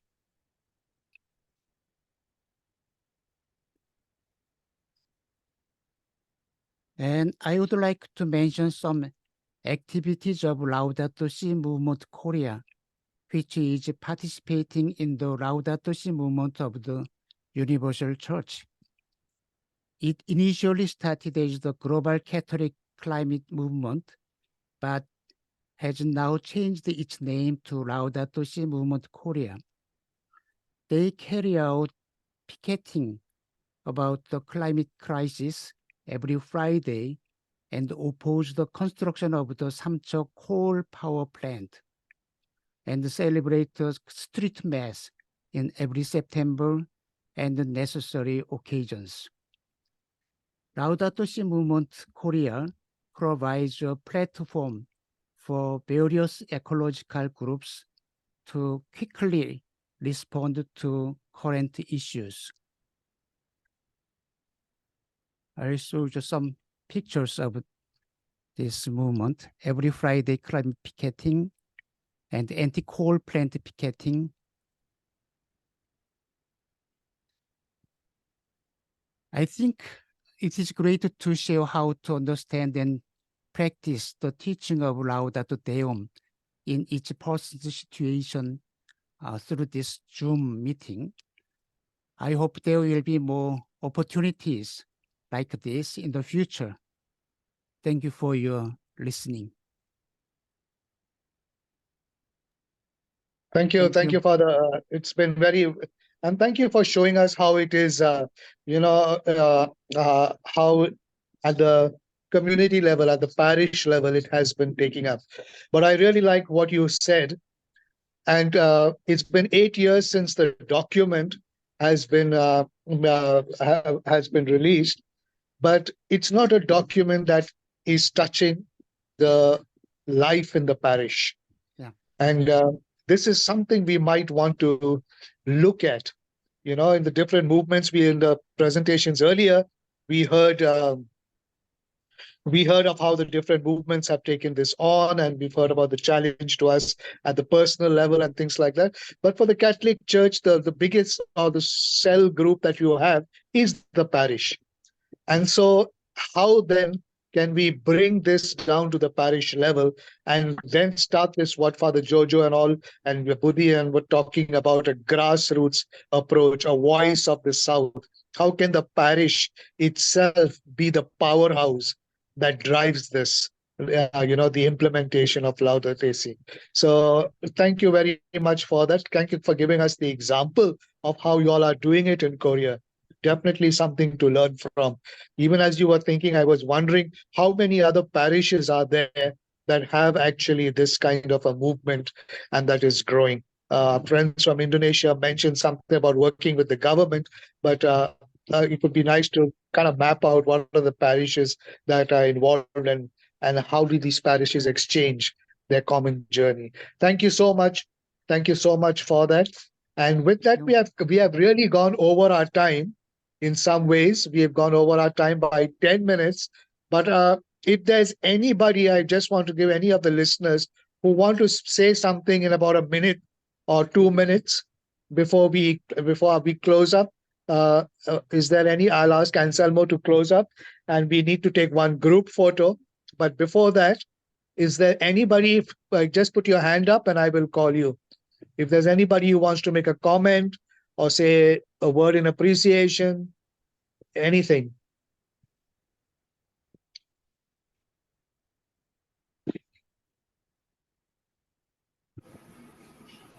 I see somebody, Titi. Yes, go ahead. Hello, everyone. Am I audible? Yes, I hope Titi, I go am. ahead. Yeah. First of all, I'd like to thank our IYTC team and all the speakers today. And I would like to really appreciate the fact that you all were presenting on Laudato Deum as a center of focus right now, as it is really a need and during this era of climate urgency. And the problem of 21st century, which is climate crisis, is not that much in attention, even though it should be getting the attention that it deserves.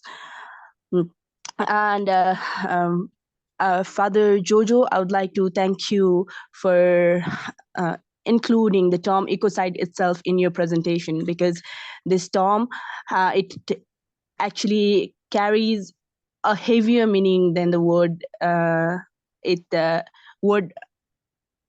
it actually carries a heavier meaning, and it is very important for us as Catholics who are currently discussing on Laudato Si and Laudato Deum to understand the meaning of ecocide while we are discussing on climate crisis. And the fact that we consider the harm done to humans and thefts or petty crimes like that a big crime, but murder of environment itself is not considered a big issue, is one of the current problems. And thank you very much for bringing attention to that, Father. And thank you for sharing your experience, our members. And I would like to thank our Father from Korea for highlighting how we can collaborate in our community levels, work together with parishes, and Budi sir, obviously, thank you very much for bringing attention on the issue of irresponsible derision that Father Jojo also addressed. Overall, I would like to thank you all. It was a really fruitful session. Thank you very much. Thank you, Titi. Thank you very much for appreciating this, and thank you for staying on as well. Pras, you wanted to say something very quickly? Yeah, William, I cannot hide my express to say thanks to all the panelists that give us from many reviews of the Laudato Deum. And I think we can start from the smallest community, from family, from our neighbors at works. And I think it is a good to start to awareness of this issue to everybody. I also thanks to some reflection question from Anselmo. I think it is homework for us to reflect what is our activity can share this issue. And I also propose all the participants, how if we make a WhatsApp group so we can continue this great discussion to future action plan. That's my idea, William. Thank you for all panelists and also speakers. Thank you, Pras, and thank you for suggesting to keep this going. I'll with regard to WhatsApp group, the master of creating WhatsApp groups is Anmoli. So he will tell you what kind of WhatsApp groups we are in and what WhatsApp groups there are and how we can continue. But thank you all for this. It was in a certain sense 2 hours of a very good spiritual reflection. So I really appreciate that it has both brought us to our roots in some way, brought us to our history in some way, brought us to our grounded spiritualities in some way, and connected us over from different parts of the world. And with Jojo monitoring the weather in South Sudan, from hot sun to rainy, to shifting to rain, it has been really very inspiring. For all those who stayed up late, Ida and Stan, thank you very much for being with us. Now it's past midnight for you. A new day has begun, and a new day brings a lot of new hope as well. So thank you so much. Thank you so much. Over, Anselmo. Thank you very much. Before ending, Jojo, would you like to say a few words as a presenter? There was some discussion comment. Jojo, would you like to say a few words before we end? Yeah, I'm here for what we call cafe. It's called the Chaplain's Animated Formation Exchange, where the students from Rwanda, from Uganda, from Kenya, and then from these are from South Sudan itself. There's a session on climate change where Huntington actually presented. He actually bring it down to the level of what do you study in the university, and how in your study can you address the issue of climate change. And therefore, there's a need to really bring it down to the level of student in terms of her study or his study. And then also Paddington is planning how as students themselves, other than tree plantings, what else they can do, and then what do they publish on social media in terms of like the Instagram, for instance, so that they really do projects together. So it is studies in relation to climate change that must be really translated into project, because I think the question is, this is the talk, this is the how do you bring it down to the level of community and Catholic social movement. And then we have what we call a radio station here called Bakita radio station, that is very interested to carry the student project, so that at least what the students are doing in terms of the impact on the river. There's a Nile River here, impact on the kind of plastic pollution here, impact on the charcoal industry, where they cut down the wood, they make charcoal. How do you really do a social media program as students so that there's an impact on society, on the people, and therefore how the radio Bakita can carry those news so that people at the larger audience are informed about it.